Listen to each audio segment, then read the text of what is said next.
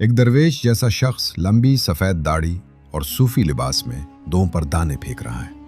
मोरनी ने कहा, हमें होशियार रहना चाहिए, यह अनाज किसी जाल का हिस्सा तो नहीं। मोर ने कहा, वो दरवेश हमें खाना खिला रहा है, शुक्रिया अदा करो और दाने खा लो। अभी कुछ ही वक्त गुजरा था कि उस शख्स ने अपनी चादर के नीचे से तीर कमान निकालकर मोर पर निशाना लगाया। तीर सीधा मोर को लगा और वो वहीं गिर गया। मोरनी चीखती हुई बाबा जी के पास पहुंची और सब कुछ बाबा जी को बता दिया। बाबा जी ने उस शख्स को बुलाया और पूछा, क्या तुमने धोखे से मोर मारा है?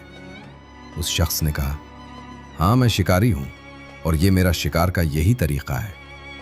मोरनी ने रोते हुए कहा कि बाबा जी उसे हुक्म दे कि अगर वो शिकारी है तो शिकारी की वर्दी पहन ले, हाथ में कमान और तीर रखे और नेकी का लिबादा ओढ़कर धोखा देना बंद करे। बाबा जी ने कहा, बेशक नेकी का लिबादा ओढ़कर धोखा देना सबसे बड़ा जुल्म है।